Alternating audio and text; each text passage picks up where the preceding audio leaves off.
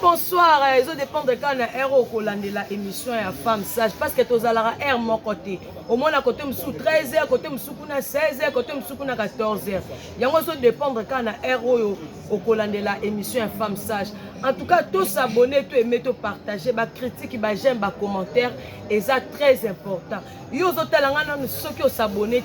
en tout cas s'abonner kuna, commenter lenga, j'aime na yo. Et ça vraiment bien na pesi mbote na ba o nyoso balandaka nga yo mto olandanga na pesi yo mbote nzamba lola o abatelaka o abombaka a continuer ko bombela nga yo na pesi mbote na ba pasteur nanga papa Gaspard Bwanda papa Joël Amisi bambote no yango wana na pesi mbote na mopa pushi mon adoré mon chéri mon amour papa Israël Mbala Kizungu Jonathan bambongo no yango bambote no yango wana. Lelo nazana invité spécial. Tongito solo la makambo est très important. Oh tozo mona lelo batu bazo benganga bazo lela vraiment bazo lela makambo makase osama na libala yango na yambi invité spécial. Non senga la caméraman afungwelanga plateau bomona mutuna memeli bino. Merci beaucoup nazana maman Annie Tézienne. Maman Annie Tézienne, moi si à papa Gaspard Bwanda. Donc notre maman na kati ya église. Bonjour maman. Bonjour maman Lorraine. Bonne santé maman. Non, tout ça bien en Boulouane. Les hommes dans la caca santé ça bien. Boni papa. Papa ça bien. Tout ça malade. Gloire à Dieu. Nzamba sur le kumu. Maman ni na ebi kelelo peuple de Dieu koza la béni pour na yo malubo koloba na ebi ke ko édifier moko na moko aza kolanda biso. Lelo bat bazo benganga ba jeune fille bazo benganga ba bi maman lolo toza rester na ndako mabala. Pourquoi?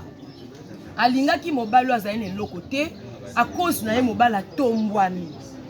À cause na ye mobala tombwami mais mobala komi na ndaka abimisele manzaka. Alobi malamu ke to linga na biso mibali déjà ba bonga ke olinga muto ane lokote tango komise opesi valeur car ye muta bimisele manzaka. Siko bango po balobi ba conseiller ba balinga mibali oyo ba dia na mbongo. Na éviter ce qui question ngo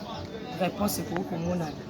Merci beaucoup maman Lorraine pour la question na yo. Je crois ba maman oyo bazana banda kwa mabala oyo kililo akuta mobali na ye na pasi mobali lera ye kozwa mbongo a komi na comportement mususu. Mais premièrement d'abord na libala tango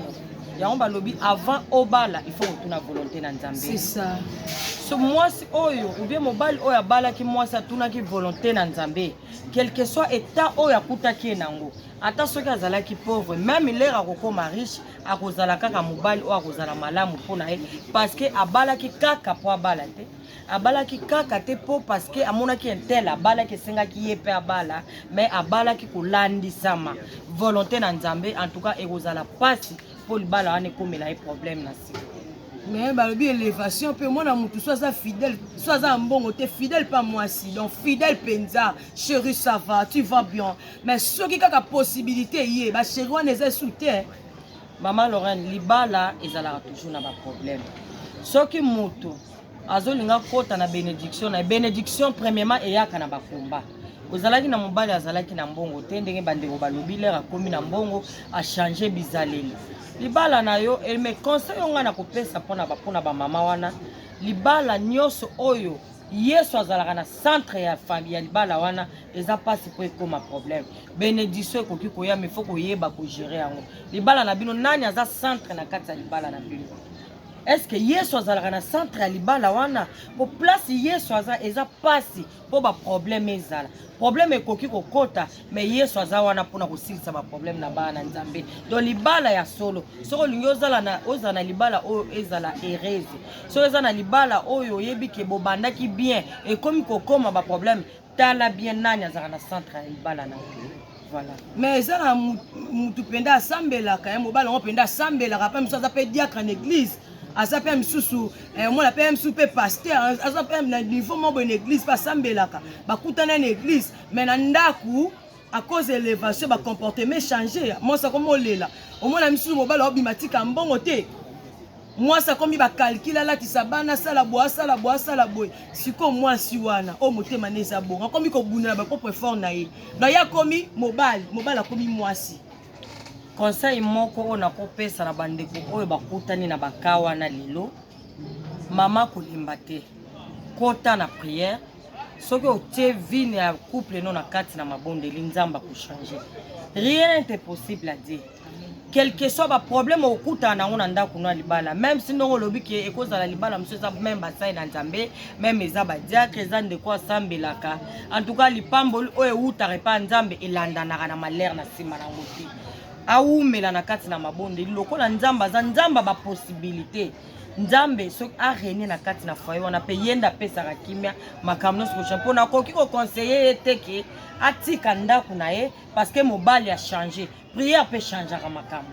aumela na mabondeli nzambe arrosation ya libotana jeune sœur moko na peso bambote ayebisinga lobi malola tukanga na olinga sute pona nini ando vivre na frère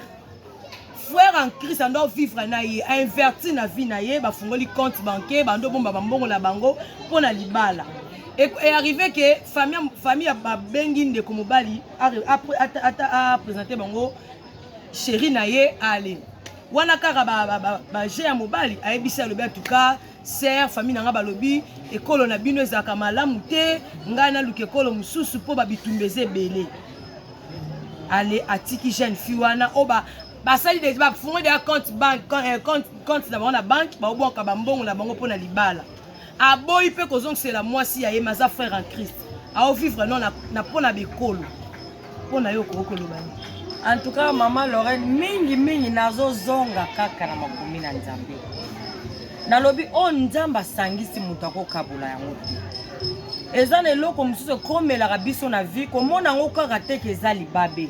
peut-être nzambe asalaki de façon boyebana mais niveau na bino bosukeli wana eza na eloko mosusu okoki koforce yango te soki nzambe mama Lorraine soki nzambe alobi ke ndeko intel asangisa bango na libala ata mbule noka ekata bandeko wana bakozala ensemble quelquefois balobaka le malheur est bon oyebi te pourquoi nzambe asali po eloko wana ekoma bongo quelque soit makambo nyonso kokomela yo soki ekomeli yo ndeko wana na koteya ye na kolendisa ye boye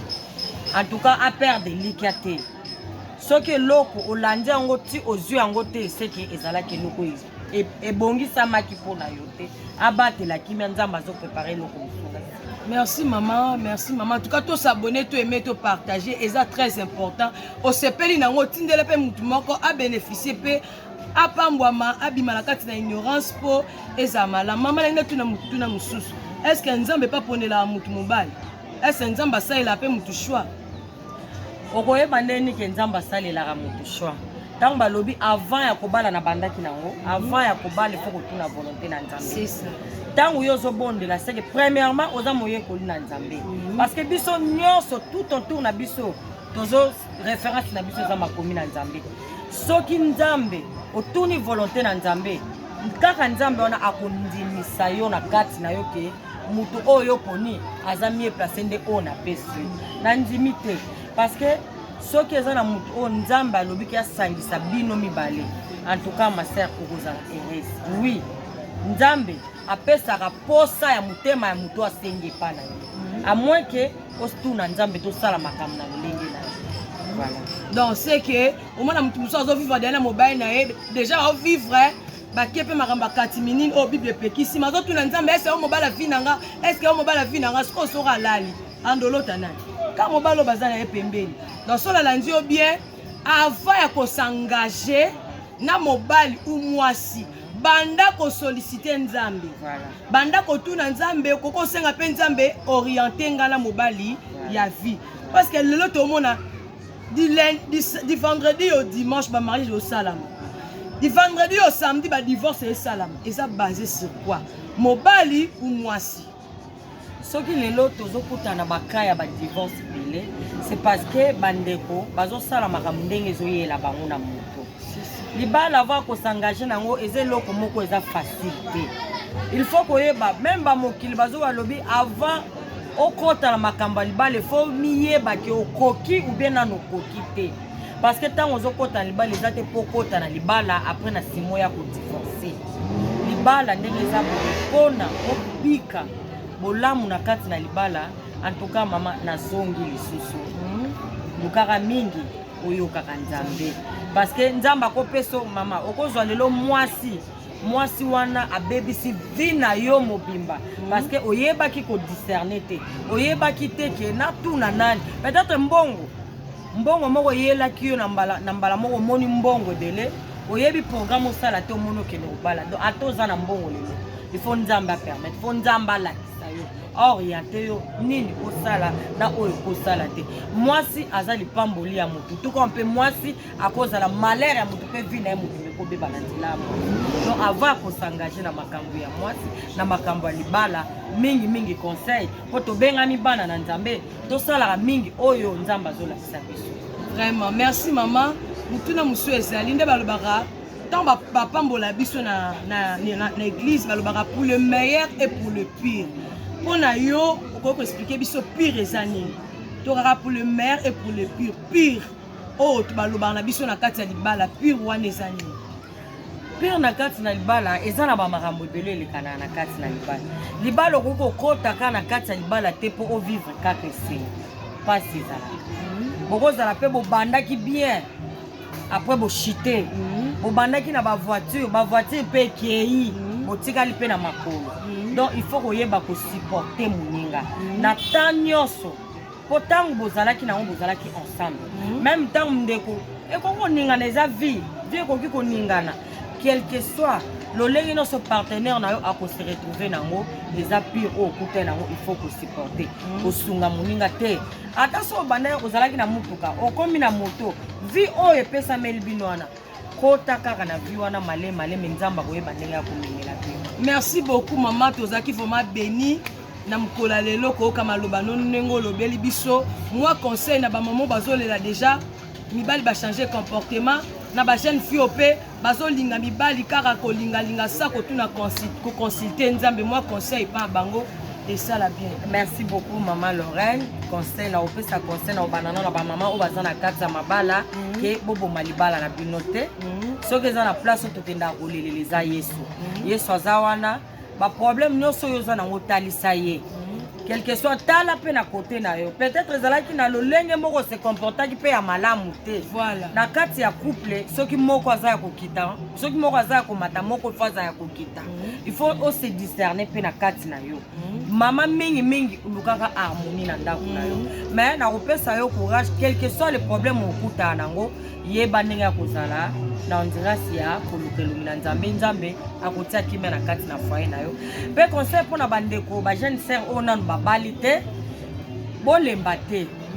lelo mutu na mutu nzambe ayebi nde atiaka mutu na nzela na ye soki nzambe akutanisi yo na ndeko oyo azwa na ye deja na vie eza pe mabe te eza lipamboli soki akutanisi yo na ndeko oyo nanu azwi te bien aimé yika mpiko